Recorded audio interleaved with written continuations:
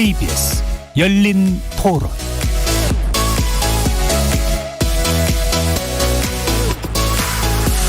안녕하십니까. KBS 열린 토론 정준희입니다.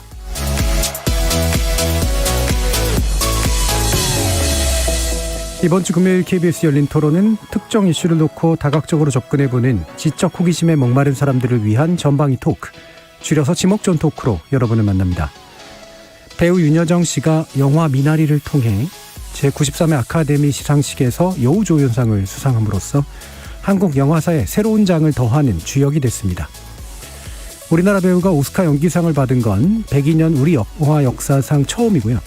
아시아에서는 역대 두 번째, 무려 64년 만에 쾌거였습니다. 윤여정 배우는 난처한 질문에도 당황하지 않는 당당한 태도, 적절한 농담 속에 상대를 기분 나쁘지 않게 일침을 넣는 화술로도 대중들의 마음을 사로잡았는데요. 전반부 제작진의 픽에서는 오스카 수상의 의미와 배우 윤여정의 매력에 대해 다시 한번 이야기 나눠보겠습니다.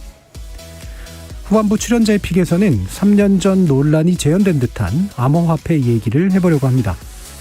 기술 발전이 열어젖힌 혁신인지 실물 가치 없는 도박인지를 놓고 평행선을 긋는 논쟁이 다시 타오르는 동안 암호화폐 열풍에 참여한 2030세대들에 대한 관심도 커졌는데요. 그에 담긴 복잡한 의미를 다각도로 접근해 보겠습니다. KBS 열린 토론은 여러분들이 주인공입니다. 문자로 참여하실 분은 샵9730 누르시고 의견 남겨주십시오. 단문은 50원, 장문은 100원에 정보 이용료가 붙습니다.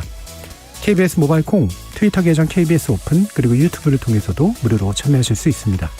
날카로운 의견과 뜨거운 참여 기다리겠습니다. KBS 열린 토론 지금부터 출발합니다. 살아있습니다. 토론이 살아있습니다. 살아있는 토론, KBS 열린 토론. 토론은 라디오가 진짜입니다. 진짜 토론, KBS 열린 토론.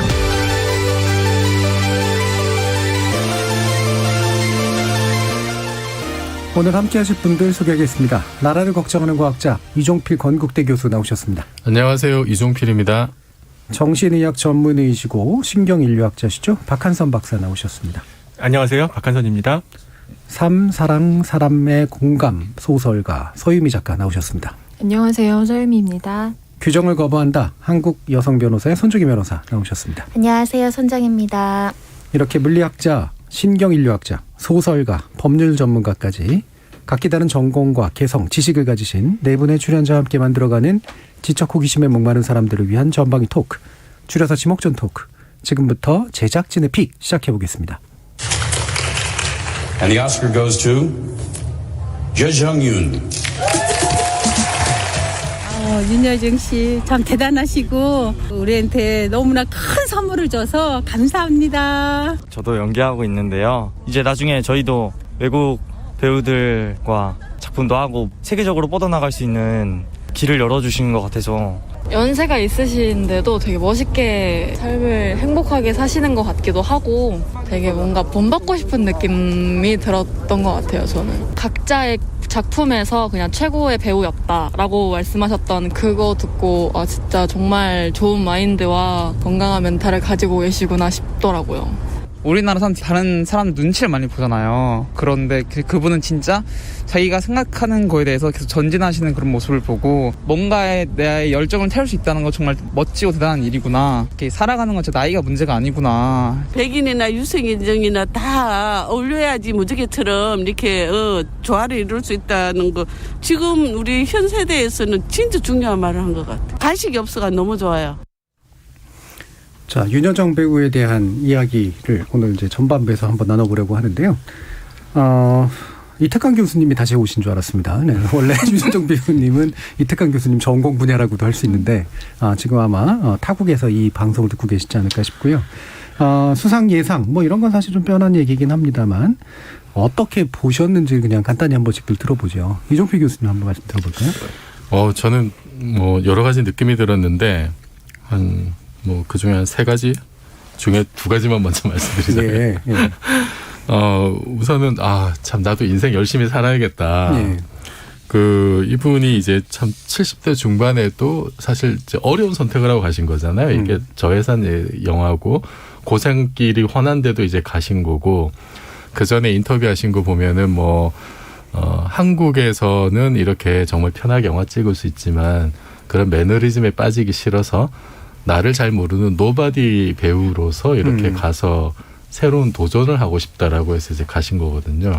그러니까 물론 이제 뭐 감독에 대한 어떤 믿음, 진정성, 시나리오 이런 것도 있었지만은 그 스스로를 좀 이렇게 그 힘든 어떤 선택으로 내던진 것이고 그것이 그 자기 내면의 양심에 따른 선택으로 그렇게 이제 일부러 힘든 선택을 해서 그 늦은 나이에도 이렇게 선택을 그 성취를 하신 것이 굉장히 저는 참 많은 사람들에게 이게 뭔가를 이렇게 열심히 하고 그리고 그 내 양심에 따라 올바른 선택을 하는 것이 참 결과적으로 좋은 어떤 보상으로 다가온 것 같아서 그것이 많은 사람들에게 긍정의 메시지를 줄 수도 있을 것 같고 저 자신도 앞으로 참 나이에 상관없이 정말 열심히 살아야겠다라는 그런 생각이 들겠어요. 그다음 두 번째는 그 이제 미나리 보신 분들은 아시겠지만은 미나리에 나오는 윤여정은 전혀 다른 윤여정이 아니거든요. 그러니까 갑자기 거기서 엄청난 연기 포텐이 터진 게 아니라 그냥 우리가 잘 아는 윤여정이에요. 굉장히 전형적인 윤여정. 그다음에 익숙하고 아주 뭐 별나지 않은 아주 평범한 윤여정이에요. 근데 그분의 연기력이 워낙 그 탁월하기 때문에 그 영화 속의 할머니 캐릭터는 사실 윤여정이 아니면은 또 해낼 수 없는 캐릭터죠. 근데 그거를 너무나 우리에게 익숙하고 평범한 방식으로 연기를 한 거고 그거를 사실 그 아카데미가 인정을 한 거잖아요. 그러니까 윤여정이라는 배우는 어떻게 보면은 이미 그렇게 세계적으로 인정을 받을 수 있는 배우로 이미 완성돼 있었다는 거죠, 사실은. 그것이 이제야 좀 뒤늦게 이렇게 좀 인정을 받은 게 아니냐. 그리고 그거는 윤여정 배우에게만 좀 국한된 게 아닌 것 같고 최근에 이제 그 여러 가지 이제 한국 문화가 이렇게 평가를 받고 있는 뭐 기생충도 그렇고 BTS도 그렇고 뭐 킹덤이라든지 뭐 승리호 같은 것에서도 드러나듯이 그러니까 우리가 지금까지 다져왔던 여러 가지 것들이 이제 좀 인정받는 어떤 그런 계기가 된 게 아닌가.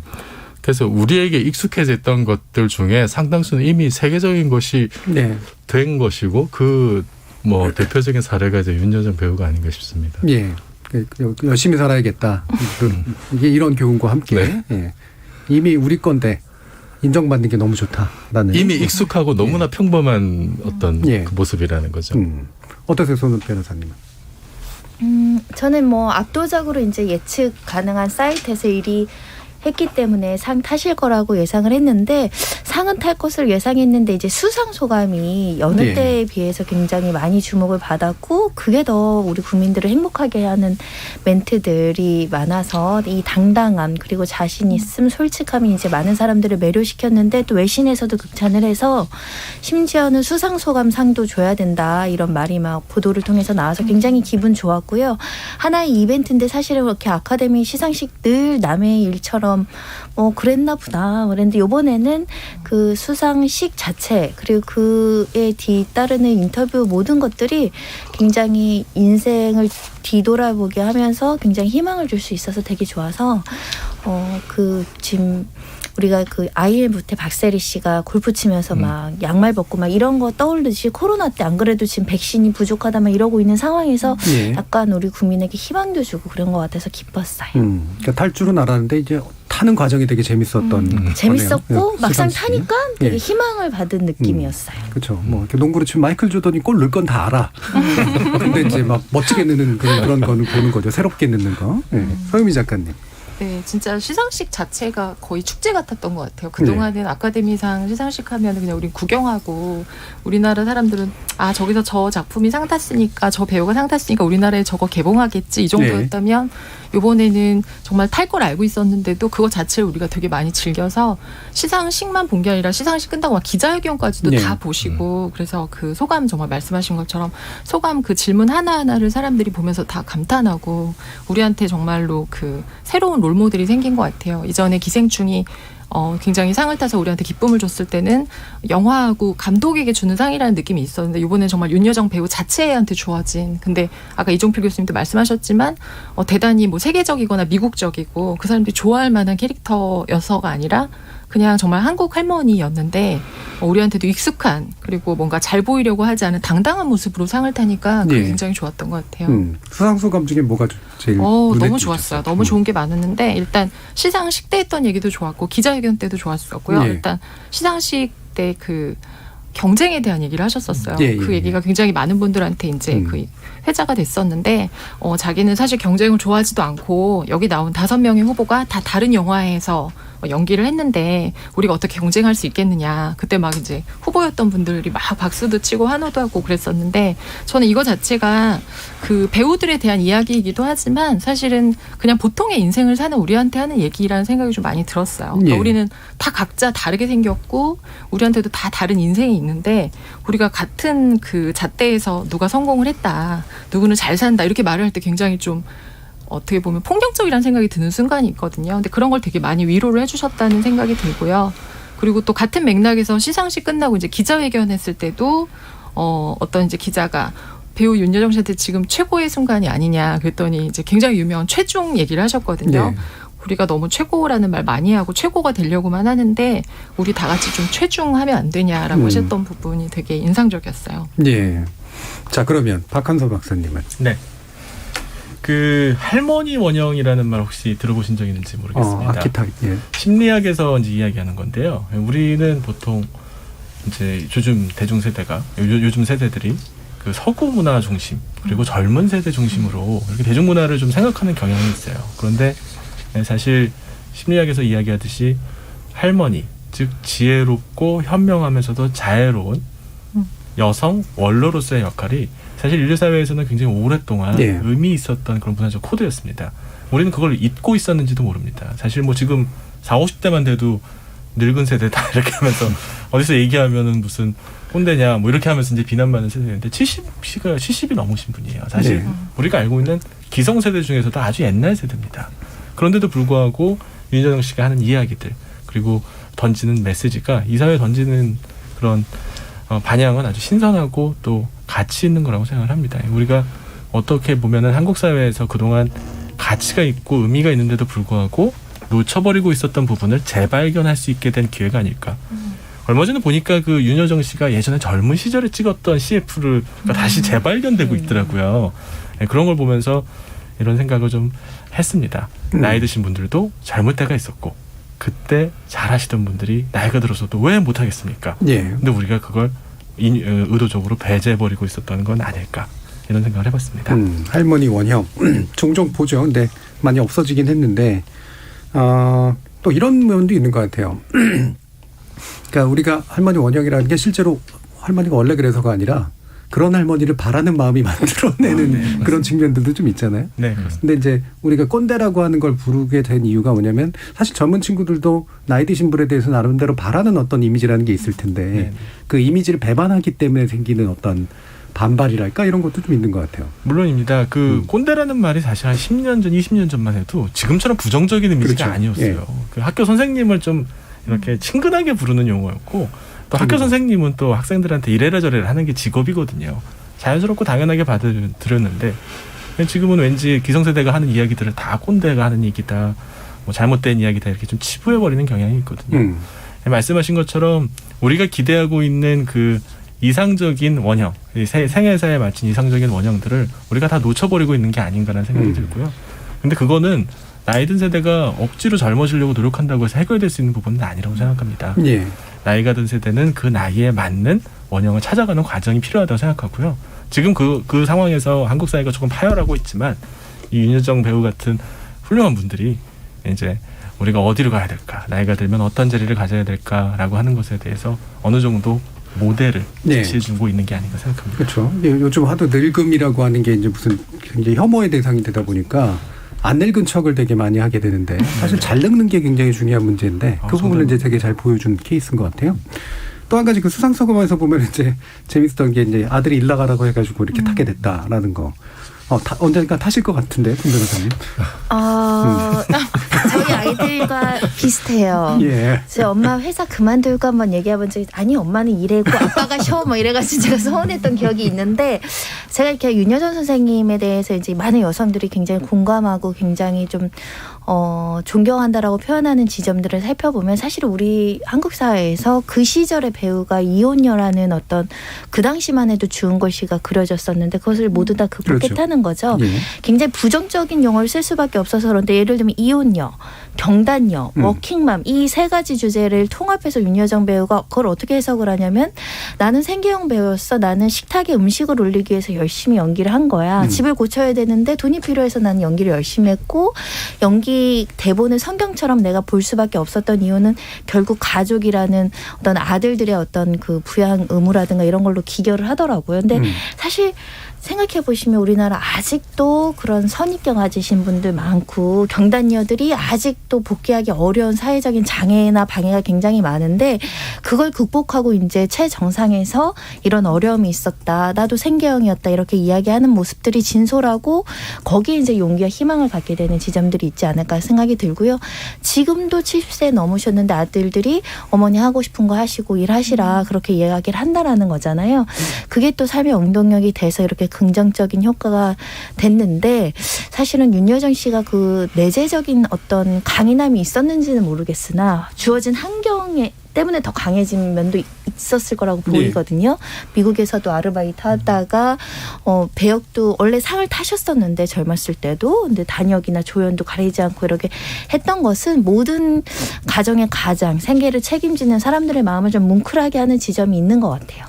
그렇게 연기 잘하고 아름다우시고 우리 사회에서 그래도 인정을 이미 받았던 분도 우리 가족들을 위해서 밑바닥부터 새로 시작했다라는 그 정서가 우리 한국인의 정서하고도 좀 맞는 지점이 있는 것 같아서 헝그리 정신 열심히 살아야겠다. 네. 오랜만에 들어보네요. 네.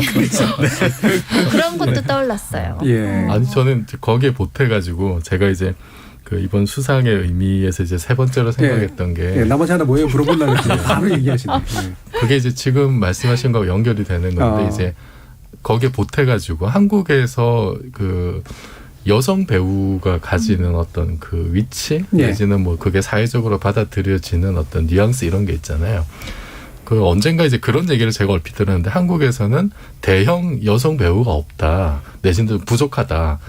제 상대적으로 남자 배우에 비해서 그런 얘기들이 이제 좀 얼핏 제가 전해 들었었는데 뭐 예전에는 그냥 그런가 보다 하고 생각을 했었고 만약에 한국에서 뭐 오스카나 이런 데서 배우가 상을 받는다면 뭐 당연히 남자가 먼저 받지 않을까라고 막연하게 생각을 했었어요.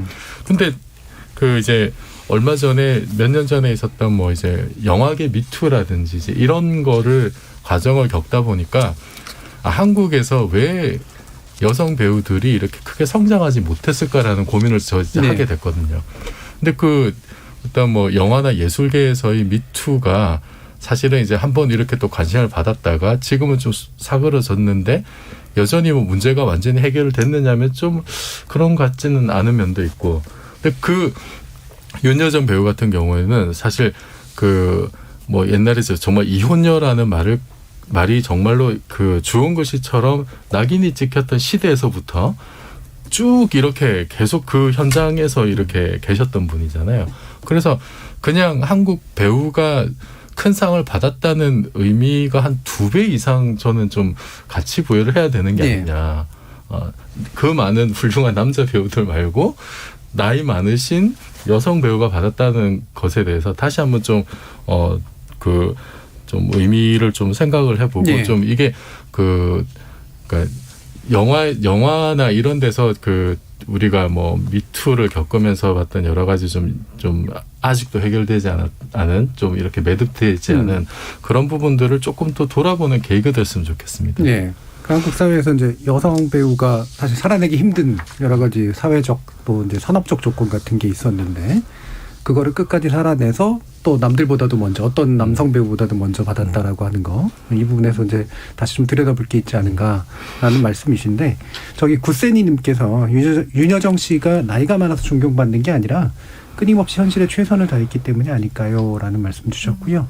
세상만지고님은 윤여정 씨의 수상 소식은 경쟁에 치열하지 않고 삶을 여유롭게 둘러보는 시각이 필요하다라는 걸 깨닫게 해줬습니다라는 그런 의견도 주셨습니다. 그럼 마침 배우 얘기를 하셔서 한국 배우가 특히 여성 배우들이 또 워낙 또 잘해서 우리는 또 국제 대회에서는 주로 여성 배우들이 이제 많이 탔었잖아요. 근데 아카데미 이제 미국 아카데미이긴 합니다만 여기서는 배우상을 탄 건 어쨌든 처음이고 그것도 여성 배우로서 탄 게 되게 처음인데 왜 유독 그 비주류 인종이나 아니면 비주류 인종에 이제 비주류의 성별을 가지고 있는 그리고 나이도 또한 많으신 이분이 타는 게 특이해 보였을까? 그러면 바꾸어 봐서는 왜 그들은 잘 안 줬었을까? 뭔가 좀 그런 차이가 좀 있었을까? 실제로 그쪽 미국에 있는 많은 그 여성 배우들이 실제로 상도 타고 나이 든 배우도 타고 그랬거든요. 근데 조합을 다 해보면 이렇게 탄 경우는 사실 많지는 않아서 아시안이라든가 아시안에 이제 나이가 많으시고 여성인 분이 타게 되는 것은 굉장히 좀 드문 케이스이긴 해서 기타의 국제영화제 같은 경우는 꽤 이제 이런 특이함이 좀 있잖아요. 미국 아카데미는 좀 왜 그랬을까라는 생각도 좀 해봐요. 나름대로 좀 짐작하시는 바가 있으신가요? 일단 백인 우월주의 여전히 존재한다라고 봅니다. 요즘에 아시안들에 대한 어떤 그 테러 행위라든가 폭력 행위, 차별 행위 여전히 상존하고 있는데 영화계에서도 마찬가지라고 보이고요. 익숙하지 않은 거죠. 아시안인에 대한 부분들이. 아시안인에 대한 평가에 대해서도 그렇게 배려 있거나 관심이 없었고 그 점을 윤여정 씨가 이번에 꼬집었죠. 내 이름 정확하게 안 말해준 거 용서해 줄 거야 막 얘기했던 것들. 그러니까 여정이라는 이름조차 정확하게 발음하지 않을 정도로 배려와 관심이 부족했던 현실들이 있었거든요. 아시아계에는 이름조차 부르기가 어색하고 난감했던 거죠. 그런 면에 있어서는 영화계에서도 마찬가지로 아시아도 소수로 보는 거고 거기에서 아시아에서 소수인 또 나이든 또 여성이라는 분도 소수일 것이고 그런 부분에 대한 선입견과 차별이 여전히 작동을 했다. 그렇게 볼 수밖에 없지 않을까 생각이 들고요. 끊임없이 사실 아카데미는 그런 우월주의라든가 소수자 보호에 취약하다라는 것을 굉장히 그들만의 잔치다라는 지적을 굉장히 많이 받았는데 스스로 자정 노력 많이 했던 흔적들도 좀 있고 이번에 이 어찌됐든 아카데미 회원들이 투표권을 행사해 준 것도 주요했을 텐데 많이 좀 뭐라고 해야 돼? 희석됐다. 조금 좋아졌다 이렇게라도 표현할 수 있을 것 같습니다. 네. 아카데미 이번에 진짜 계속 인종 문제고 젠더 차별 문제가 굉장히 많이 좀 됐었는데 좀 떨쳐내려고 한 움직임이 여러 가지로 후보에서도 많았었고 그 감독상도 이제 클로이 자오 감독이 받았고 이것도 이제 아카데미 최초의 유색 인종 여성 감독이거든요. 그리고 나무조연상도 그 다니엘 칼로아 유색 인종이 받았었고 그래서 그 윤여정 배우님도 그 얘기했잖아요. 그 무지개 얘기하면서 우리가 남성, 여성, 백인, 흑인, 황인종 이렇게 나누지 않고 좀 사람들을 서로 구분하지 않고 서로 이해하고 좀 끌어안았으면 좋겠다라고 하는 게 굉장히 포괄적이고 다양한 의미를 가지고 있는 것 같아요. 네, 이쯤에서 심리학적 분석이 나올 것 같은데. 심리학적인 거는 아니고요. 그런데 저는 모르겠어요. 그 윤여정 배우가 이 상을 받은 게 노인 티오, 여성 티오, 무슨 아시안 티오 이런 기회를 받아가지고 된 거는 아니라고 생각을 합니다. 분명히 연기를 잘했고 그 연기가 인정을 받았기 때문에 받은 거거든요. 그리고 역시 한국인이 드디어 세계에서 이제 이름을 만방에 떨친다. 이런 식의 접근도 약간 뭐랄까 아까 그 헝그리 정신 얘기할 때 그때 정서지 지금 정서는 아닌 것 같아요. 그래서 윤여정 배우 잘 때 이번 상 받은 거 저는 축하합니다. 그리고 칭찬받을 일이라고 생각합니다. 하지만 그걸 통해 가지고 우리가 기존에 우리가 가지고 있어도 선입관을 강화하거나 혹은 우리가 그거를 깼다. 그러니까 막 기뻐해야 된다. 이렇게 좀 확대 해석하는 것도 조금은 좀 경박한 반응일 수도 있겠다. 이런 생각도 좀 합니다. 일순 그 9세대와 경박함이. 자, 9세대로서 어떻게 생각하세요? 근데 사실은 여러 가지 면들이 작용을 했을 거라고 보여요. 사실은 K-드라마, K-영화들이 많이 주목받고 있고 특히 기생충 이후에 한국의 문화나 한국의 어떤 정서들이나 이런 것들에 대해서 외국인들이 굉장히 관심을 많이 받았죠. 특히 코로나 때도 K-방역 문제도 있었고 그 일관선상에서 기생충 받았을 때 그 1cm의 자막 없는 이걸 얘기했었잖아요.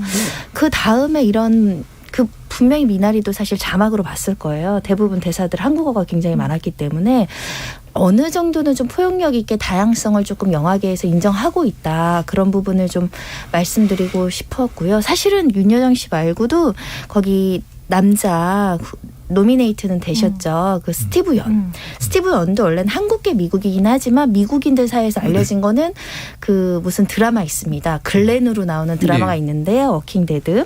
거기서 굉장히 한국인에 대한 어떤 그 친밀감이 있었어요. 그래서 조금 낯설다라는 것들이 이제 서로 세계인들끼리도 사실 우리도 아직 외국인들 보면 낯설잖아요. 좀 그런 부분 남아 있거든요. 근데 조금 이렇게 컨텐츠를 통해서 조금 더 친밀해진 건 아닐까 제 혼자 한번 상상을 해봅니다. 예. 근데 사실 그 전에서도 골든글로브나 여기서는 미나리를 외국어로 이렇게 분류를 해서 참 여전히 그 옛날 미국식 정서가 여전히 많이 남아 있구나 싶은 생각도 들었고, 아카데미만 해도 뭐 얼마 전까지만 해도 이게 뭐 무슨 그냥 백인 잔치냐라는 어떤 비판을 들었던 사실 그런 어떤 시상식이기도 했었고, 거기에 이제 봉준호 감독이 그 그냥 로컬 아니야 이제 이런 핀잔도 받았었는데, 근데 좀 이제 긍정적으로 보자면은 그런 오랜 세월 동안 폐쇄적이고 이렇게 좀 이렇게 자기들끼리 꽉 자기들만의 잔치로 벌여왔던 아카데미가 어쨌든 변화의 모습들을 보인 것도 사실이거든요. 이게 또 트럼프 시대를 겪으면서 이렇게 배우들이나 관련된 사람들이 이렇게 정치적 올바름에 대한 목소리들을 사실 좀 내기 시작했던 거는 또 분명한 사실이고, 그리고 그것이 좀 일회성으로 가는 것이 아니라 그 과정에서 좀 다양성에 대한 어떤 가치 부여, 이것이 저는 좀 밑바닥에 좀 깔려있고, 그게 어떤 획기적으로 다 바뀌었다라기보다 어떤 변화의 어떤 계기와 좀 모멘텀을 주는 좀 그런 걸로 좀 적극적으로 해석할 여지도 있지 않을까. 그래서 어쨌든 전반적으로는 여전히 이렇게 혐오 범죄도 있고 인종차별 여전히 이제 일어나고 있는데, 이런 아카데미에서의 이런 조그만 변화 이 자체는 좀 역으로 생각해 보면 저 사람들은 어쨌든 그래도 막 옆에서 비판하고 그러니까 어쨌든 바뀌려고는 하는구나. 그래서 사상 최초라는 어떤 타이틀을 단 여러 행위들 결과들이 나오는 거는 저거는 참 한번 좀 되새겨 볼 만하다는 생각도 들었습니다. 네. 봉준호 감독 이번에 이제 시상도 했는데 이번 이제 수상에 대해서 윤여정 개인의 승리다. 여기에 이제 딴 건 이제 뒤엎지 마라 이제 이런 식의 얘기잖아요. 근데 제가 보기에는 현실이 바뀌는 것만큼 예를 들면 이런 이제 영화제가 안 바뀌는 경우도 있고, 또는 영화제나 이런 데들이 현실보다 먼저 바뀌는 경우도 있고, 이 두 가지가 다 같이 있는 것 같아요. 그래서 이게 누가 앞서거니 뒤서거니 하면서 이제 나타나는 이제 그런 현상들이고, 사실 저는 그런 생각들을 했었어요. 우리나라 청룡 영화제에서 미국인들이 상을 탈 수 있을까? 네. 사실 굉장히 기준이 다르잖아요. 사실 미국 아카데미는 사실 미국 상인데 솔직히 말하면 거기서 우리들도 이제 상을 타야 돼라고 얘기하는 것이 당연한 것처럼 얘기되는 상황과, 또는 전혀 그런 걸 생각해 보지도 못하는 로컬 상들에 있어서는 또 한번 뒤집어 생각해 볼 필요도 좀 있겠다. 우리가 열면은 우리는 하나도 못하나? 이런 식의 생각 같은 것도 충분히 들 수 있을 것 같고요. 그래서 국제화 시대 때, 그리고 이렇게 뭔가 이렇게 지역이라든가 이런 식의 의미가 점점 사라지고 있는 조건에서 과연 로컬에서 뭔가를 한다는 것과 제대로 된 경쟁을 한다는 것과 이게 이제 어떤 문제로 우리가 받아들여져야 할까, 이런 고민도 좀 여러 가지 좀 해봤습니다. K77031577님이 저 어릴 적 30년 전엔 여자 배우가 30대 되면 당연히 퇴물이 되는 분인 줄 알았었어요. 그런 분이기 때문에 얼마나 많은 윤여정을 잃었을까요? 라는 그런 말씀 주셨는데, 이게 굉장히 좀 중요한 말씀이시네요. 실제로 아까 이제 여배우들이 살아남기 어려웠던 이제 그런 조건이, 그리고 역할도 굉장히 한정적이었었고, 그러다 보니까 굉장히 역량 있는 개인들이었음에도 불구하고 그냥 사라졌어야 됐었던 분들도 굉장히 많았는데, 바로 이제 윤여정 배우가 이제 바로 그런 데 대해서 희망과 그다음에 상당히 가능성, 이런 것들을 이제 많이 보여주고 있는 것 같습니다. 그러면 그에 대해서 이제 젊은이들이 이제 보이는 반응 같은 거, 아까도 이제 얘기가 나왔잖아요. 나이 들어서 존경하는 거 아니다, 이런 식의 얘기들. 여기 계신 분들이 그 젊은이들의 관점에서 볼 수 있을지는 잘 모르겠습니다. 어떠세요, 박한선 박사님? 이런 아까 이제 할머니 원형을 얘기하셨는데, 그죠? 좀 옛날 얘기 해보겠습니다. 인간이 수명이 이렇게 길어진 게 얼마나 됐을까요? 이게 한 3만 년? 길게 봐도 그거밖에 안 됐어요. 그러니까 그 전에 인류들은 50세 좀 넘어가면 다 죽었습니다. 네안데르탈리는 45세 폐경을 맞기 전에 대부분 사망했습니다. 수명이 이렇게 길어진 것, 즉 노인이 나타나게 된 거는 비교적 최근의 일입니다. 왜 그랬을까요? 노인들이 집단 전체에 주는 이득이 그 이후에 크게 증가한 겁니다. 바로 오랜 경험과 이야기, 지혜를 통해 가지고 자신의 이제 집단 전체에 도움을 줄 수 있는 그런 지혜를 전달해 줄 수 있게 된 거죠. 백조의 노래 현상이라는 그런 말이 있어요. 백조가 노래를 안 하는데 샌대요. 근데 죽기 전에만 너무 아름다운 노래를 딱 한 번 부르고 죽는다는 거예요. 물론 사실은 아닙니다. 네. 또 뭐 동물원에 계신 분은 알겠지만 예. 백조는 젊을 때 노래 하는데요. 근데 이제 그런 이야기가 있어요. 예. 뭐냐면 우리는 젊은 시절의 문화적 성취 이런 것들을 많이 이루는 사람들을 칭찬하고 또 존경하고 추앙합니다. 나이가 들면 이제 퇴물이다, 빠져야 된다, 그만 사라져야 된다라고 이야기하는 이 모종의 문화적 압력이 있어요. 정년퇴직이라고 하는 나이, 은퇴해야 된다는 이야기들, 심지어 나이가 든 사람들이 좀 빠져줘야 젊은 사람 취업도 하고 취직도 하지. 그러면 윤여정 씨 같은 배우 또 안 나오겠죠. 그래서 노년기에 큰 성취를 이루시는 분들도 있고요. 큰 성취를 이루지 못한다고 하더라도 긴 경험을 통해 가지고 많은 것들을 다음 세대한테 전달해 줄 수 있다고 생각합니다. 좀 안타까운 부분들은 윤여정 씨 말고 윤여정 씨만 못한 할머니들 많거든요. 할아버지도 많고요. 여기서 못하다는 건? 아카데미상을 받을 정도는 아니신 분들은 있죠. 근데 그런 분들을 우리가 좀 들여다보게 될까? 아니라고 생각합니다. 노인이 돼서도 인정받으려면 아카데미상 정도는 받아야 그래야 좀 한번 내가 하는 말 좀 들어보겠다. 우리가 언제 노인 이야기 이렇게 들어봤습니까? 지금 윤여정 씨 말하는 한마디 다 뉴스 되거든요. 거기 의미 찾으려고 하고. 예전부터 나이 드신 분들, 노인층의 이야기들을 경청했더라면 더 좋지 않았을까 하는 생각을 합니다. 예. 예전에 근데 저희가 그 실버 유튜버들과 함께 특집을 한 적이 있었는데 거기서 이제 쭉 시리즈로 했었거든요. 네, 거기에 나오신 분께서 자꾸 우리 이해해달라고 젊은 사람들한테 얘기하면 안 돼. 우리가 가가지고 자꾸 얘기를 해야 돼. 라는 말씀을 이제 하시더라고요. 그러니까 한국 사회가 그게 좀 어려운 이유가 워낙 이제 연공서열적인 그런 분위기랄까? 이런 게 있다 보니까 그 연세나 그 나이 그 지위에 이제 있으면 뭔가 이렇게 따라오는 대접이라고 하는 것들이 다 있어야 된다라고 하는 암묵적인 생각들이 있다 보니까 그거를 젊은 사람들이 주기에는 되게 부담스럽고 그러니까 이제 사실 피하게 되는 약간 밀어내는 형식을 가게 되는 그런 경우도 꽤 많은 것 같아요. 맞습니다. 그래서 서로가 가지고 있는 이렇게 나이나 지위에서 생기는 그런 대접이라고 하는 것 자체가 좀 사라져야 서로가 좀 편하게 좀 만날 텐데 그러지 못하는 분위기도 좀 있는가 아닌가라는 생각이 들어서 함께 나이를 많이 드시고 가지고 계시는 이정필 교수님 말씀도 저는 그 윤여정 배우의 그 인터뷰 중에 참 기억에 남는 게 60대는 나도 처음이야. 네. 이 말씀이 참 정말 맞는 얘기잖아요. 누구에게나 모든 사람에게 60대 70대는 다 처음이거든요. 그런데 그것을 이제 벼슬처럼 생각하는 그냥 아무런 의미 없는 어떤 권세로만 이렇게 이용을 해서 이렇게 자기만 내세우려고 하는 분들이 계셔서 아마 좀 그게 부담스럽게 다가오는 것 같고 그러니까 윤여정 배우가 이렇게 평가를 받는 이유는 그 어떤 나이든 어떤 우리가 생각하는 전형적인 어떤 원로의 모습 굉장히 이렇게 지혜가 많고 뭐 이제 그런 것은 저는 이제 연기나 이런 데서 이제 나오는 거라고 생각을 하고요. 근데 거기에 더해서 윤여정 배우는 어떤 게 있냐면은 그 나이 든 사람에게서 이제 좀 조금 찾아보기 힘든 어떤 도전적인 정신, 그러니까 권위에 대한 도전을 많이 하세요. 이분이. 그거는 사실은 젊은 사람들만 할 수 있는 특권처럼 여겨졌던 건데 그냥 그거는 20대 정도가 할 수 있는 발언 아니야라고 하는 말들을 서슴없이 하세요. 그게 저는 이제 권위에 대한 도전이라고 보거든요. 나이가 들었음에도 그렇게 다소 도발적인 어떤 그런 어떤 자세를 가지고 있다는 거. 그리고 그런 도전적인 자세가 작품을 고를 때도 이제 그렇게 드러났었고, 그리고 뭐 대본도 항상 그렇게 열심히 보시는 그런 어떤 삶의 성실함으로 이렇게 이어진다는 거죠. 그게 빈말이 아니라. 거기서 많은 사람들이 어떤 진정성을 느끼는 것 같아요. 그런 게 그런 자세를 유지하기가 사실 쉽지가 않죠. 근데 저도 이제 개인적인 경험을 한번 얘기하자면 엊그제 제가 그 아주 젊은 이제 유튜버를 한 분 만났는데 이제 과학 유튜브를 하는 분이에요. 근데 이제 이분은 저보다 굉장히 나이가 어리기도 한데 그쪽 세계에서는 이제 엄청난 이제 그 성취를 이루신 분이고 그 유튜브에 대해서는 이제 유튜브는 아니면 거기에 있는 젊은 사람들이 요즘 무엇을 좋아하고 뭐 그런 데는 제가 이제 오히려 이제 배워야 되는 입장이죠.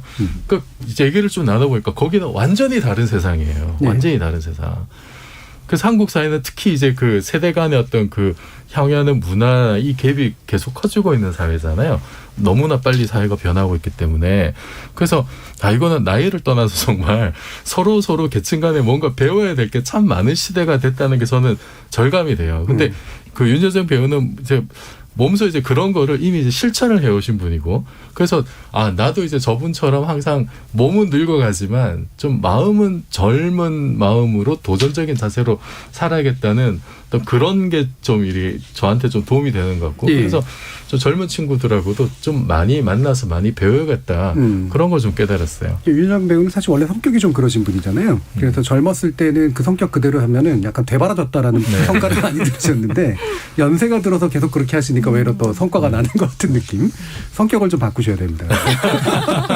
서유미 작가님 어떠세요? 네, 저는 그 윤여정 배우님 보면서 두 가지 생각이 들었는데 하나는 일단 자기 분야에서 뭔가 끝까지 하는 사람에 네. 대한 그 멋짐을 발견을 했어요. 사실은 우리가 이제 어떤 일을 평생 해낼 때 빠른 성공에 대한 압력도 진짜 많이 받고 그다음에 어떤 성과가 안 나면 굉장히 불안해하고 인정받지 못하면 이거 내 길이 아닌가 그만둬야 되나 이런 생각을 많이 하게 만들거든요. 사회 분위기가. 근데 그거를 계속 해낸 사람이 갖는 그 어떤 성공을 이루신 것 같아요. 그러니까 네. 막 초창기에 잘 되신 것이 아니라 그래서 우리한테도 끝까지 하고 좋아하는 일을 하는 사람이 성공하는구나라는 어떤 좀 경외감을 좀 만들어주신 것 같고 그리고 이제 나이에 대한 부분도 정말 약간 평균 수명 길어지면서 우리가 나이 드는 것에 대한 막연한 공포가 사실 있거든요. 네. 뭐 많이 배워야지 뭐 젊게 살아야지라고 하지만 사실은 그래도 되게 지금 내가 젊은데도 이런데 나이가 들면 어떻게 될까라는 공포가 이제 되게 많거든요. 근데 청춘이 젊고 나이가 든다는 게 이게 좋은 시절이 사라지는 게 아니라 우리가 건강하게 나이 들면은 사실은 우리한테 또 다른 가능성이 기다리고 있을 수 있다라는 부분. 그래서 조급하고 조바심 내지 않고 그보다는 훨씬 더 그 길어진 어떤 수명 속에서 내가 좋아할 수 있는 일을 진짜 찾는 거. 네. 그게 훨씬 더 우리한테 중요한 이제 과제가 되었다는 얘기를 해주시는 것 같아요. 네, 이렇게 이제 한 분야에서 열심히 하고 나이가 들어서도 충분히 뭔가 입증받을 수 있는. 근데 제가 그러니까 이제 하나 에피소드가 생각이 나는데 예전에 운전하다가 라디오에서 듣는데 알퐁스 도데에 대한 얘기가 나오더라고요. 이 사람이 굉장히 늦게 작가로 데뷔해가지고 성공했다고. 40살이 넘어서 그런데 제가 늦었구나 이런 생각이 났었던 그런 경우. 이제 그것도 늦은 거구나. 뭐 이런. 지금 하시면 될 것 같아요. 그거는 이제 지금 윤여정 배우님이 이제 레퍼런스를 확 올려놓으셨죠. 이런 중간에도 이렇게 큰 상 받을 수 있다. 우리 이정필 교수님이 거의 50에 또 첫 소설을 쓰셨잖아요. 네, 그랬었죠. 네. 하나의 50에. 네. 제 인생 버킷리스트 중에 하나였던 장편 소설도 쓰고, 네. 손 변호사님은 나이가 이렇게 되면 이쯤에서 뭔가 이런 일들을 하고 있을 것 같아라든가 이런 걸 이룩하고 싶어라든가 이런 게 좀 있으세요? 지금 별로 없고요. 저도 이제 현실에 만족하면서 현실에서 할 수 있는 최선을 다해가서 하는 스타일인데 이번에 윤여정 씨가 우리 현실에서 남겨준 거는 사실은 아주 간단 명료하게 정리하면 제 주변 사람들이 영어 학원을 등록하고 영어 전화 영어 끊고 영어 책을 사들이는 거예요. 그래서 사실은 세계화 하지만 어찌됐든 언어를 배워야 되는 거죠. 윤여정 씨가 이번에 수상소감 상을 타는 것도 영어 유창하지만 굉장히 간단한 영어고 잘 들리는데 굉장히 짧고 그래서 주변에 많은 사람들이 그걸 보면서 영어 공부 다시 시작해야겠다라는 열망을 주더라고요. 그래서 되게 그런 그것도 하나의 뭐라고 해야 되지? 잊었던 영어를 잘하고 싶었지만 지금 영어를 안 쓰거든요. 저도 영어를 안 써서 영어를 못 하거든요. 근데 다시 영어를 배우겠다라는 어떤 의지와 계획을 세워주셔서 고마웠는데 아니나 다를까 또 보도를 보다 보니까 후배들이 영화 배우들이 저희도 이제 영어 공부할게요 이러더라고요. 왜냐면 이게 이제 도전을 만들어준 거죠. 한국 내에서 어떻게 좋은 작품을 할까 막 한국 배우들이 고민하다가 이제 윤여정 배우를 보고 나서 우리 미국으로도 가도 될 것 같아. 그럼 일단 영어를 해야 되잖아요. 그래서 조금 세계화라는 게 먼 게 아니다. 일단은 내가 뭔가를 세계 무대에서 하고자 했을 때 가장 먼저 해야 되는 게 영어를 좀 배워두면 좋겠다 하고 주변에 지금 영어 공부 많이 합니다. 혹시 영어 학원이랑 이런 데 매출 안 올랐나 모르겠어요.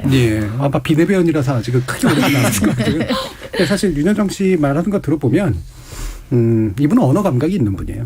네, 근본적으로 한국어로 보건 영어로 보건 그 언어를 다루는 감각이 있으신 분이라 이게 배워서 될까? 뭐 이런 생각도 사실 좀 드는데. 절망. 대신 자신감이 굉장히 중요하죠. 원래 그 외국어는 기세라 그러거든요. 네, 자신감으로 기세 있게 물어붙이는 게 굉장히 중요해서 윤정영 씨가 그 기세가 굉장히 좋잖아요. 언어를 쓰는 기세가. 저희 8271님이 윤정영 씨가 미국에서 지낼 수밖에 없었던 상황 때문에 영어를 할 수 있게 됐고 그래서 자칫 통역으로 끝날 수 있는 명언들을 직접 들을 수 있게 되면서 감동이 더했던 것 같습니다라는 그런 말씀도 마침 또 주셨네요.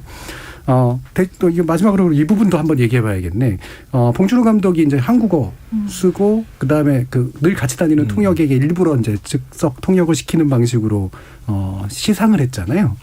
나름의 계산들이 분명히 있었던 것 같은데 어떻게 생각하세요? 박한성 박사님.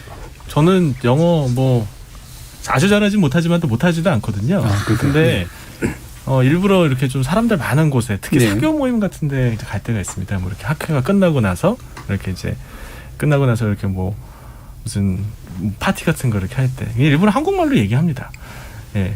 왜냐면 다른 분들도 그렇게 얘기하시는 분들이 많아요. 그냥 한국 사람들만 유독 잘 못하는 영어를 어떻게든 거기 가서 하려고 노력하는 그런 경향이 있습니다. 상대한테 한국말 한다고요? 네네. 그냥 제가 한국말로 이야기를 하려고 합니다. 그러면 상대방이 또 어떻게든 그걸 좀 들으려고 하고요. 그런 노력을 좀 보이더라고요. 봉준호 감독 뭐 영어를 너무 못해서 그랬는지 좀 하는데 일부러 그랬는지 모르겠습니다만 한국인들이 그 영어에 대해서 물론 영어 잘해야죠. 영어 잘해야 되는데 근데 영어를 잘해서 그들과 같아지겠다라는 정도의 그런 느낌이라면 그건 아닌 것 같다는 생각은 좀 사실은 좋은 통역의 필요성을 사실 봉 감독이 아주 잘 보여준 거예요. 좋은 통역이 있었기 때문에 자기는 자기 표현을 하고 좋은 통역이 좋은 통역을 해주는 그 방식이라는 것도 충분히 괜찮은 거기 때문에 아카데미상에서 상 받은 걸 우리가 더 기뻐하고요. 대종상에서 상 받은 거는 기억도 못합니다. 그러면 우리의 영화상이 아카데미상보다 더 권위가 떨어져서 의미가 없어서 그런 건 분명히 아니라고 생각을 하거든요. 네, 대종상 권위가 좀 떨어지긴 했습니다. 최근 들어서. 자, 이렇게 코로나 블루를 잠시나마 이렇게 날려준 윤여정 씨의 아카데미 여의조연상 수상 소식, 우리 사회에 던진 화두는 굉장히 많았던 것 같습니다. 결국은 자기 삶을 열심히 살아내는 문제가 아니었던가 싶은데요. 지목전 제작진의 픽은 여기서 마무리하겠습니다. 여러분께서는 KBS 열린 토론과 함께하고 계십니다.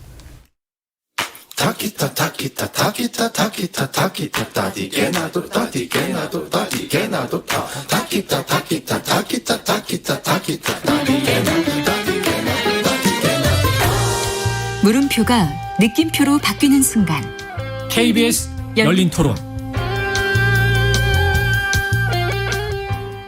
뭐 돈을 벌고 싶어서 하는 건데 저는 그 3년 전 4년 전에 코인 열풍이 불었을 그때도 혼자서 공부를 좀 하고 그 가상화폐가 가지고 있는 블록체인 기술이나 이런 게 굉장히 큰 가치가 있을 것이다라고 생각을 해서 투자를 한 건데 전 리스크라고 봐요. 규제를 해야지. 갑자기 돈 버는 사람이 있다는 거는 갑자기 돈을 잃는 사람이 생긴다는 얘기거든요. 젊은 애들한테 너무 일확천금을 누리는 그런 기회를 주면 안 되거든. 열심히 일해가지고 땀 흘려서 돈을 벌어야지. 사람들이 오죽하면 저런 걸 할까? 약간 그런 생각은 좀 해보고 있는데 사실 이제 결혼한 지 이제 한 1년도 아직 안 되기는 했는데 계속 이사 다니면서 애는 어떻게 키우지? 약간 그런 걱정도 좀 들고 그래서 특히나 젊은 사람들은 더더욱 코인이나 이런 쪽으로 매달릴 수밖에 없는 것 같아요. 이거를 뭐 합법화를 인정을 안 해주고 이제 세금을 때린다고 하니까 말이 많은 것 같고요. 정부 차원에서는 그냥 냅두면은 안 될 것 같고 금액 제한이라든지 아니면은 규제 책은 필요하다고 생각을 하네요. 좀 더 안전장치를 마련해 주는 거 아니면 좀 안 좋은 것들을 어떻게든 잘 규제를 해주는 방향으로 갈 수 있다면 그건 당연히 좋은 걸 텐데 근데 과연 정부가 그런 목적인 건지 세금만 거두려는 목적인 건지. 지적 호기심에 목마른 사람들을 위한 전방위 토크. 신경인류학자이신 박한선 박사, 물리학자이신 이종필 교수, 소설가 서유미 작가, 손정혜 변호사 이렇게 네 분과 함께하고 있습니다. 자, 암호화폐 문제, 손 변호사님께서 지금 이 주제를 해주셨는데, 물론 법제화, 제도화 때문에 아마 그러신 것 같긴 합니다만, 과감하다라는 느낌을 좀 잠시 했어요.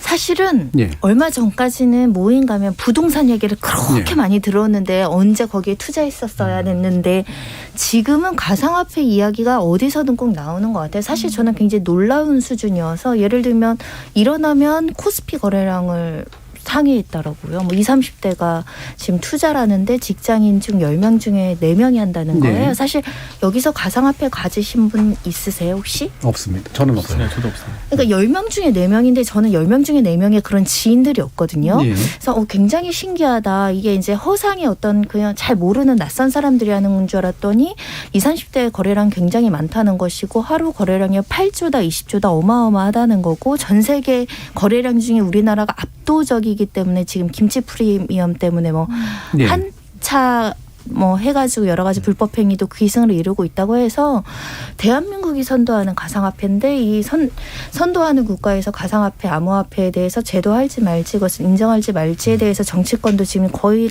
갈피를 못 잡는데 20, 30대는 여기에서 완전 뭐 돈을 쏟아붓고 있고 뭐 심지어는 손실을 봐서 20대가 극단적인 선택을 했던 뉴스도 막 쏟아지고 나와서 과연 우리가 이 문제를 감당할 수 있느냐라는 고민에 한번 빠졌었어요. 그리고 저도 해볼까 싶었어요. 왜냐하면은 안 해보니까 이게 어떤 구조인지를 잘 모르겠더라고요. 근데 해보려니까 좀 어렵더라고요. 한 100만 원 정도, 한 10만 원 정도 해보려면 네. 그래요? 네. 뭐 주식 계좌도 없어서 어떻게 해야 될지를. 그럼 어렵겠네요. 네. 자, 그러면 아까 이제 피해 일부를 얘기해 주셨습니다만, 그러니까 제도화에 대한 고민을 할 수밖에 없게 만드는 어떤 뭐 피해뿐만이 아닌 현상이라고 하는 건 핵심적으로 뭐라고 사실은 정부가 지금 가상화폐, 암호화폐에 대한 자산을 인정하지 않겠다, 화폐로서 인정을 못한다는 메시지를 계속 내고 있지만 굉장히 모순적인 것이 이미 자산 가치를 인정을 했어요. 일단은 범죄 수익 몰수에 예. 코인 같은 거 다 압수 몰수를 하고 있고요. 대법원 판례가 몰수의 대상이 된다라는 건 재산적 가치가 있다라는 거거든요. 무형의 자산이긴 하다.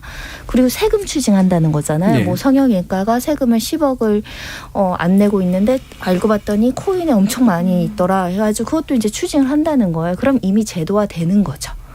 그러면은 세금은 가져가고 몰수는 하는데 그리고 앞으로 수익에 대한 20%를 세금을 내게 한다는데 소득세를 그러면 이것을 제도화해야 되거든요. 그래서 국민의힘은 TF를 만든다는 이야기까지 나왔는데 여당과 청와대에서도 고민은 굉장히 많을 거예요. 네.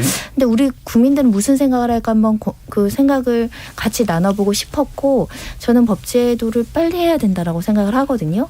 그래서 우리나라가 실제로 김치 프리미엄이 그냥 뭐 프리미엄 정도가 아니라 전 세계적으로 사실은 혼란스러운데 그래도 뭔가 우리가 K 방역처럼 K 코인, K 암호화폐, 가상자산에 대한 뭔가의 어떤 가이드라인을 우리가 만들었으면 좋겠다. 예. 그런 뜻이 있습니다. 이게 그러니까 지금 아마 정부의 관점에서 보면 그저 한마디로 요약하면 제도화를 할 생각이 없진 않은데 도박으로 제도화를 하려고 하는 것 같아요. 그러니까 도박과 유사한 사행성 행위, 수신행위. 그렇죠. 예, 그런 행위인 거고 거기서 생기는 수익에 대해서는 세금을 부과하는데 예, 대신 그 이상의 어떤 제도화는 이제 생각하지 않겠다. 그게 줄 시그널들이 잘못됐다고 생각해서 아마 그러는 것 같은데 그것 때문에 이제 많은 분들이 또 특히나 젊은 사람들 같은 경우에는 굉장히 반발을 하고 있는데요. 이게 뭐 화폐냐 자산이냐 아니면 기타의 뭐냐라고 해서 명칭도 굉장히 다양한 상태고 그런데 늘 이제 제가 토론도 여러 번 진행해 보면 이게 평행선이다라고 딱 느끼는 순간이 딱 어떤 거냐면 이거를 지지하시는 분들은 당신들이 몰라서 그래. 이게 뭔지 몰라서 이 기술을 몰라서 지금 다 옛날 얘기하고 있는 거야 라고 이제 얘기를 하고요. 투자라든가 이런 경제적인 영역을 다뤘던 분들은 당신이 경제가 뭔지를 몰라서 그래. 넌 지금 기술 얘기만 하고 있는데 이런 얘기를 또 해요. 그래서 제가 볼 때는 이 평행선은 각자가 무지한 상태에서 하는 얘기라서 그런 건지 아니면 실제로 이 둘 중에 어느 것에 진실이 있는 건지에 대해서도 우리가 좀 판단을 해봐야 될 것 같거든요. 기술학자는 아니시긴 합니다만 공학자는 아니시긴 합니다만 그래도 이 중에는 제일 가까운 분 중에 하나여서 한번 기술의 관점에서 얘기를 좀 해보시죠. 저는 우리가 4차 산업혁명 시대를 얘기를 이제 한 지가 오래됐는데 저는 그 본질이 디지털 세상을 재구축하는 과정이라고 보거든요. 그래서 디지털 우위의 시대로 넘어가는 어떤 그 변화가 4차 산업혁명의 본질이라고 생각을 하고 그중에 금융도 피할 수가 없다. 피할 수 없고 그것을 가능하게 하는 어떤 그 기술로서 블록체인 기술이 나왔고 그 기술을 이용한 어떤 새로운 디지털 금융의 한 형태로 나온 것이 저는 이제 암호화폐라고 이제 이해를 하고 있어요. 그래서 특히 이제 처음에 비트코인이 이제 그 첫 번째 이제 예시인데 이것이 2009년 1월에 나왔죠. 이거를 그 만들었다는 그 사토시 같은 경우에도 처음에 이거를 만들 때 2009년이면 2008년 금융위기를 겪고 난 다음입니다, 사실은. 그래서 이 개념을 생각하게 된 계기 중에 하나가 이제 지금 뭐 미국이나 뭐 다른 모든 나라에서 중앙은행이 있고 거기서 화폐를 발행을 하고 근데 지금 전 세계적으로 보면은 이제 달러가 이제 기축통화인 어떤 그런 시대죠. 그것이 가지는 뭐 여러 장점도 있고 지금까지 잘 굴러왔습니다만 그것이 만들어낸 여러 가지 모순들이 한번 터진 게 이제 2008년의 금융위기였잖아요. 예. 그래서 이것을 어떤 새로운 어떤 디지털 기술로 극복을 하려는 하나의 시도 중에 하나로 나온 게 이제 비트코인인 것이고 그래서 여기에는 사실 우리가 이게 단지 어떤 기술적으로 이게 아느냐 모르느냐 경제적으로 아느냐 모르느냐 어떤 이런 거를 떠나서 뭔가 좀 그런 새로운 여기서 시도하려고 하는 어떤 새로운 패러다임의 변화의 그 레벨에서 한번 들여다볼 필요는 있는 것 같아요. 그러니까 지금 우리가 해왔던 여러 금융 시스템 각국마다 이렇게 중앙은행이 있고 거기서 발권을 하고 그것이 그 중에서 달러가 이제 세계적인 기축통화되고 이런 시스템 자체가 과연 옳은 것이냐. 그것을 바꿀 수 있는 새로운 대안이 있는 건 아니에요. 사실 달러가 기축통화가 된 것도 금태환제의 문제가 사실은 이게 달러로 이렇게 바뀐 어떤 과정이었잖아요. 그게 뭐 영원 불멸한 것도 아니기 때문에 이것을 대체할 수 있는 어떤 새로운 디지털 사회에서의 어떤 뭐 변화, 어떤 시도 이제 그 관점에서 본다면은 뭐 저는 이거는 충분히 한번 고민해 볼 수 있는 여지가 있다. 그래서 그 레벨에서 본다면은 이게 그러니까 그냥 없는 것 취급을 하는 것이 과연 이제 옳은 방향인가? 저는 이제 그런 생각이 들고 그래서 지금 이제 정부가 하는 거는 사실 이렇게 뭐 세금 매기고 그 다음에 이렇게 뭐 자산 몰수해서 가상 자산이라고만 하고 있는데 이게 자산이냐 화폐냐 그런 식의 어떤 옛날의 개념을 가지고 그렇게 자꾸 새로운 개념을 정의하려고 하는 것보다 지금 이제 이런 물건이 등장하게 된 어떤 그 나름의 어떤 규칙과 논리가 있을 거잖아요. 거기를 한번 자세하게 좀 들여다보는 것도 괜찮은 방법이지 않을까 싶습니다. 예. 지금 7606님이 가상화폐는 온라인 게임에서 쓰는 게임머니보다 못하는 아무짝에도 쓸모없는 신기루 같은 겁니다. 라는 말씀도 주셨고 황원규님은 블록체인 기술과 코인은 같은 것으로 보면 안 됩니다라고 기술과 코인은 좀 구분해서 보자는 얘기도 주셨고요. 0388님은 가상화폐는 탐욕과 집착만 있고 인간의 사고 능력을 쇠퇴시키는 계기가 될 겁니다라고 또 부정적인 의견들을 또 많이 주셨는데 사실 뭐 여러 가지 논점이 있긴 합니다만 근데 중요한 건 뽑아서 얘기를 해보면 아까 이제 제가 기술을 아는 자와 모르는 자 경제와 금융을 아는 자와 모르는 자라는 평행선 사이에는 또 세대선이 또 있어요. 그래서 디지털을 너희들은 모르기 때문에 라고 40, 50대 이상들에 대해서 20, 30대가 얘기를 하고 또 40, 50대가 보기에는 우리 이제 은 위원장 같은 경우도 얘기했지만 젊은이들이 위험한 짓 하면 이게 막아줘야 되는 게 어른의 일이다라는 이제 관점에서 또 얘기를 한단 말이에요. 그리고 젊은이들은 특히나 이게 사다리차기라고 생각을 하는 경향들이 분명히 있거든요. 근데 이 젊은 친구들이 그렇게 아까 굉장히 많은 수신 금액을 가지고 있는 투자를 하는 게 블록체인과 코인에 대해서 정말 잘 알아서 투자를 하는 걸까? 저는 기술이 나눈 그 세대 장벽은 분명히 아닌 것 같거든요. 어떻게 보세요? 뭐 이제 그런 부분도 조금은 있겠죠. 네. 이제 나이 드신 분들 뭐 블록체인 처음 들어보고 무슨 개념인지 모르니까요. 하지만 젊은 세대들이 지금 이 비트코인에 대한 뭐 과세라든지 이런 부분에 대해서 강력히 반발하는 건 우리의 미래의 기술을 왜 발전을 막느냐 이런 것 때문에 반발하는 게 아닙니다. 자신이 1억 천금을 누릴 수 있는 기회를 박탈당한다고 생각하기 때문이거든요. 재미있는 실험이 있습니다. 유럽에 사는 참새가 있는데요. 이 참새가 겨울이 되면 많이 얼어 죽어요. 혹시 그 겨울에 아침에 이렇게 새 얼어서 죽은 거 보신 적 있으세요? 아주 맹추위가 오면 가끔 길에 새가 이렇게 얼어서 죽어 있는 걸 보실 때가 있어요. 너무너무 추운 겨울날 밤은 길고요. 유럽 참새는 하루에 8단위의 식량을 먹어야만 하룻밤을 넘길 수가 있어요. 8단위요? 네. 그건 이제 임의로 정한 단위입니다. 예를 들면. 그런데 해질녘에 6단위만큼 먹이를 먹었어요. 7단위, 8단위, 2단위를 더 먹어야 되는데 2단위를 못 먹으면 그냥 굶어 죽는 겁니다. 100%의 확률로 하나의 단위의 에너지를 먹을 수 있고 50%의 확률로 2단위의 에너지를 먹을 수 있다면 참새는 어떤 선택을 할까요? 실험 관찰을 해봤더니 50%의 확률로 두 단위의 에너지를 먹으려고 하는 겁니다. 네. 물론 50%는 못 먹고 죽습니다. 하지만 100%를 한 단위를 먹어봐야 그래도 죽습니다. 젊은이들이 느끼고 있는 게 이런 거예요. 그렇죠. 네. 지금 내가 열심히 돈을 벌어가지고 근로를 하고 노동을 해가지고 버는 돈을 가지고는 이 내가 겨울을 보낼 수 있을 만큼의 최소한의 자원이 안 된다고 생각하는 겁니다. 그러니까 잃을 가능성 감안하고 몰빵 투자하는 겁니다. 이건 젊은이들의 문제가 아니고요. 젊은이들이 앞으로 미래를 예상할 수 없게 만든 인간의 이 사회 생태학적 조건이 만드는 비극이라고 볼 수 있습니다.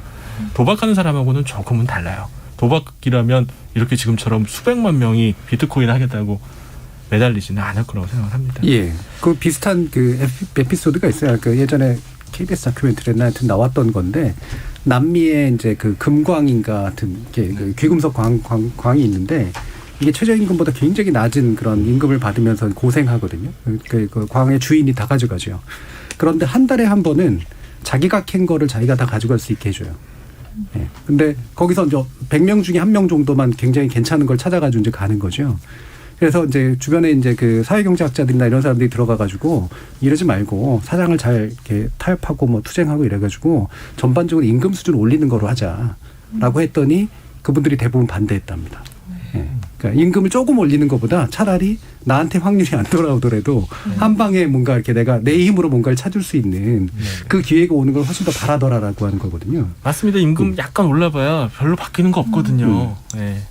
그런데 과거에는 안 그랬습니다. 예, 과거에는 자신이 열심히 노력해가지고 돈 벌어가지고 미래를 밝힐 수 있다고 생각했는데 예. 그게 안 되는 거죠. 사실 해질녘 상황에 겨울날 해질녘 유럽 참새가 이제 처하고 있는 딜레마 똑같은 상황을 한국인의 젊은이들이 경험하고 있다고 생각합니다. 이거를 뭐 나쁘게 보면 한탕주의라고 볼 수도 있고 또는 게임 체인저가 어디선가 나타나길 바라는 그런 기대하는 마음도 있겠죠. 기존 질서가 한 번에 좀 뒤집히길 바라는 그런 마음. 그렇지 않으면 해결할 수 없는 그런 문제들이 그렇습니다. 있으니까.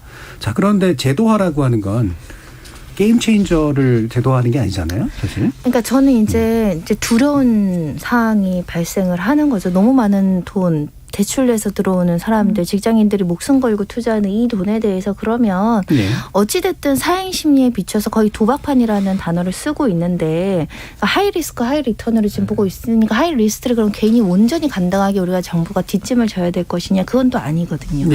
더군다나 세금을 걷는다는 거 아니겠습니까? 지금도 하루에 뭐 수백 개씩 생겨났다가 수백 개가 사라진다는 거예요. 돈이 모이면 사기꾼들이 모일 수밖에 없고 비리가 모일 수밖에 없거든요. 그래서 저는 사실 철저하게 이것을 관리 감독하는 기구가 있어야 될 것 같고요. 지금도 뭐 다단계 한다 그러고 불법적인 어떤 자금이 흘러들어오고 있고 특히 이제 외국으로 빠져나가는 돈이 어마어마하다는 거예요. 중국이 싸니까 중국에서 사서 보내서 되팔고 그 돈 가지고 국내 뭐 강남 아파트 사고 뭐 이렇게 지금 계속 악순환적인 구조가 되는 것을 좀 막을 필요가 있는데 막으려면 일단 이 현상을 인정을 해야 되잖아요. 그래서 지금 주식 같은 경우는 이제 주식 증권거래소 등에서 어찌됐든 일정 부분 신고하고 허가하고 규제책이 일부라도 들어와 있잖아요. 지금 가상자산이라는 단어가 유일하게 법에 들어온 게 특정정보금융법이에요. 그거 이외에는 지금 가상자산, 암호화폐 뭐 이거 어디도 등장하지 않아요. 그래서 이것을 이대로 방치하다가는 이게 언제까지 현상이 이루어질지 모르겠으나 그래도 아까운 생명들이 있을 수 있고요. 또 굉장히 선의의 피해자들이 많이 생길 수도 있잖아요. 그래서 어느 정도는 증권거래소 같은 어떤 거래소를 만들어서 생겨나는 업체들에 대해서 일정한 어떤 조건들을 부과하고 운영업체에 일정한 어떤 의무를 부과하고 좀 보호된 상태에서 합법적으로 좀 거래가 됐으면 좋겠다. 지금은 사라지고 해도 형사처벌하는 거 이해밖에 없는데 형사처벌한다고 해서 피해 금액이 보상이 되거나 뭔가 보호가 되진 않다 보니까 예금자 보호처럼 뭐 우리 1인당 5천만 원 보장해주라 이런 개념이 아니라 적어도 이런 사기꾼들을 좀 시스템 안에서 걸러낼 수 있는 것 정도는 국가에 해줄 수 있지 않을까. 6110님이 화폐로는 인정을 못하더라도 무형의 자산으로 인정했으니 제도화를 시켜야죠. 기성세대들은 젊은 사람들의 생각을 너무 못 읽어요. 그러니 선거에서 질 수밖에 없어요. 민주당이 기성세대였나 보네요. 지금 서유미 작가님이 눈을 피하시는 것 같아서 제가 일부러 안 했는데 뭔가 제대로 한번 얘기해 보시죠. 저는 뭐 일단 용어부터 굉장히 어려웠어요. 일단 암호화폐, 가상화폐도 전 되게 헷갈렸거든요. 근데 가상화폐를 찾아보면 가상화폐는 제가 접한 적이 있더라고요. 예전에 싸이월드의 도토리가 정말 그 최초의 그 가상화폐였고, 이제 암호화폐는 지금 막 비트코인이나 뭐 이더리즘 같은 게 이제 암호화폐였던 건데, 실제로 제 주변에 그 알고 있는 동생이 자기 회사에 그 비트코인에 5천만 원 투자해서 몇백억 벌어서 퇴사한 사람이 있다라는 얘기를 하는 걸 제가 들었어요. 그래서 저한테는 너무나 놀라운, 그리고 그런 한 사람의 이야기를 접한 수많은 사람들이 이제 전파를 하면서 정말 대출을 받아서 이제 투자를 하는 일들이 일어나는 건데, 아까 이제 10명 중에 4명이 젊은 2030 세대 10명 중 4명이 이제 암호화폐에 투자를 한다고 했는데, 제가 그걸 찾아보니까 이 친구들이 이걸 하는 게 되게 한탕주의도 있고 뭐 큰 돈을 벌고 싶고, 이제 진짜 사실은 희망의 사다리가 끊겨서 그러기도 한데, 가장 하고 싶은 게 뭐냐, 돈을 벌면. 근데 집을 사고 싶다는 거예요. 이 친구들이. 근데 예전에 우리 때는 근로소득으로 어느 정도 벌면 대출을 받아서 집을 산다라는 게 이제 기간의 차이나 집의 어떤 모양의 차이는 있지만 그래도 가능했었는데, 지금 일단 그것 자체가 끊어지고, 그러니까 이 친구들이 봤을 때 이 세습 자본주의에서 자기네가 살아날 수 있는 환경이 안 되는 거죠. 그러니까 예전에는 그래 쟤는 금수저고 나는 흙수저야라고 생각하는 좀 약간의 패배주의적인 게 그냥 좀 잔잔했다면, 지금은 정말 내가 정말 큰 정말 리스크를 받더라도 한번 해보겠다라고 하는 거, 지금 놓치면 안 된다라고 하는 거. 그래서 제 주변에도 젊은 친구들 중에 늦차를 탄 친구들이 있는데 정말 얼굴이 너무 썩어가고 이 친구 어떻게 하면 좋지라는 생각도 들고, 그러면서 그 신문에 보니까는 최근에도 아르바이트로 돈 2천만 원을 모아서 자기가 투자를 해서 2억 원까지 불렸다가 원금을 거의 다 손실을 본 뭐 이런 사례도 있더라고요. 그래서 이게 정말 그 법 제도도 문제고요. 이것에 대한 조금 사회적인 조금 그 어른들의, 이거 이제 아는 분들의 어떤 좀 그 가이드가 좀 필요한 것 같아요. 이렇게 해야 되고 이건 이럴 수 있고, 정말 모르고 뛰어든 불나방처럼 이제 오는 그런 젊은 친구들도 많으니까요. 이종필 교수님. 지금 그 이제 거래소가 이제 몇 개 있잖아요. 그 중에 이제 4대 거래소라고 있는데, 올 3월부터는 그 암호화폐 거래를 할 때 이제 실명 은행 계좌를 등록하도록 이렇게 돼 있고, 그리고 올 9월 이후에는 실명 계좌 받지 않는 거래소에서는 이제 그 뭐 사실상 폐쇄에 가까운 조치들이 내려지거든요. 그러니까 이미 그 어떤 형태로든 조금씩 제도권 안으로 들어올 수밖에 없는 이런 상황들이 벌어지고 있어요. 그 아까 말씀드렸듯이 뭐 이제 세금도 부과한다 그러고, 그런데 정부에서는 이거를 가상 자산이라고 하지 금융 상품으로 인정을 안 하는 거예요. 이게 만약에 금융 상품으로 인정이 되면 주식과 마찬가지로 여러 가지 보호 장치를, 불공정 거래 행위에 대해서 뭐 이제 뭐 잡아낸다라든지 그걸 못하게 하는 여러 장치들을 갖다 댈 텐데, 그렇게 했을 때 정부의 딜레마 중에 하나는 이제 이런 거죠. 아니 이거는 그냥 뭐 도박판인데 도박판을 정부가 금융 상품으로 인정해서 제도로 받아들이는 거야라고 하는 어떤 거부감이 있는 것 같아요.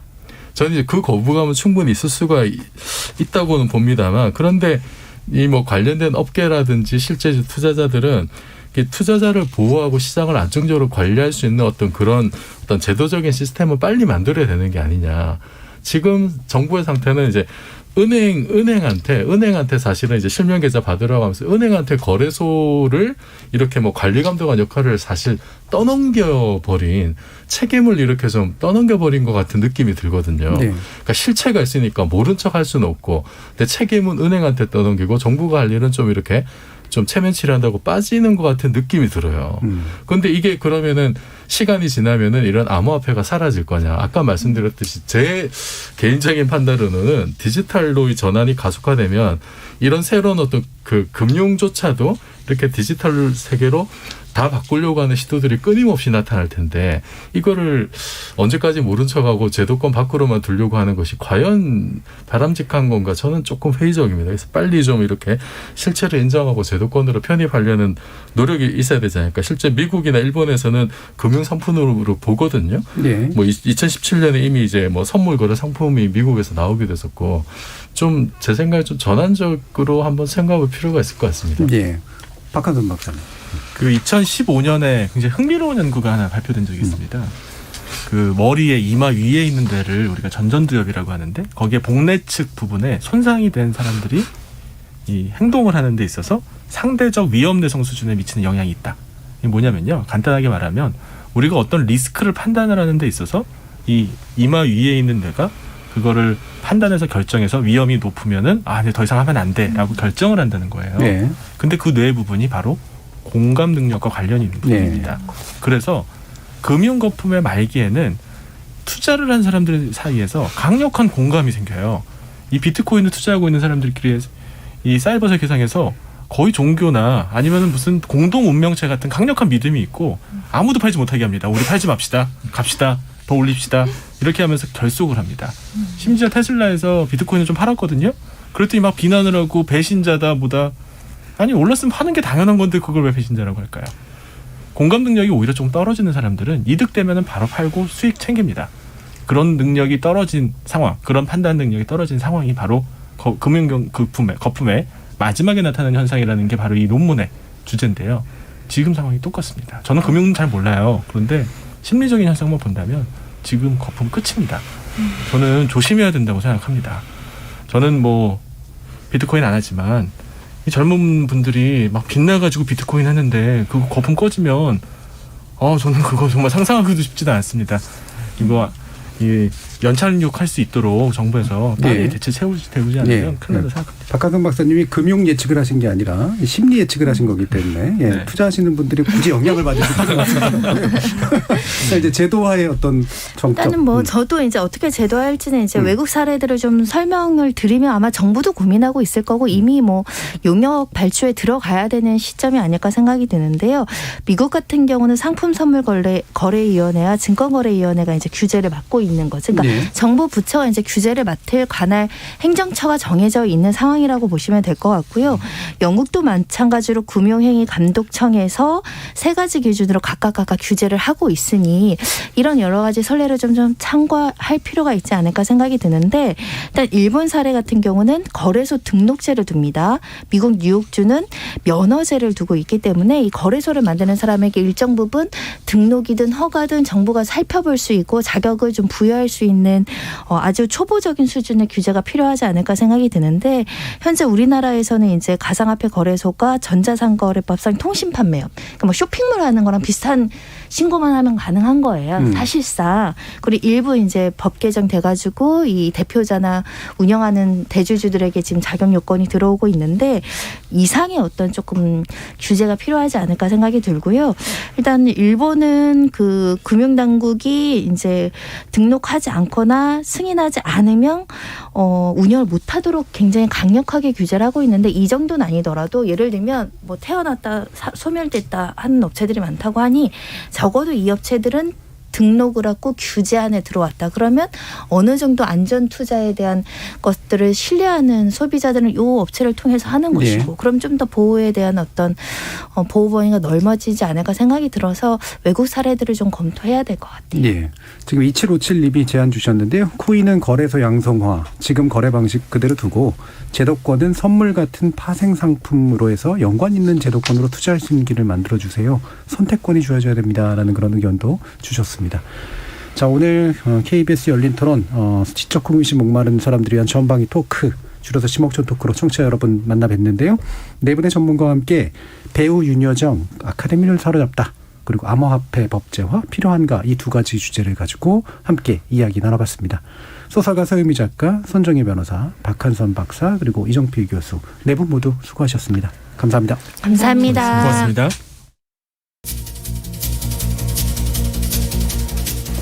남의 인생을 자신의 모습으로 살아낸 윤여정 배우가 그 인생의 황혼기에 이르러서 오롯이 평가받는 모습은 많은 사람들을 감동스럽게 하죠.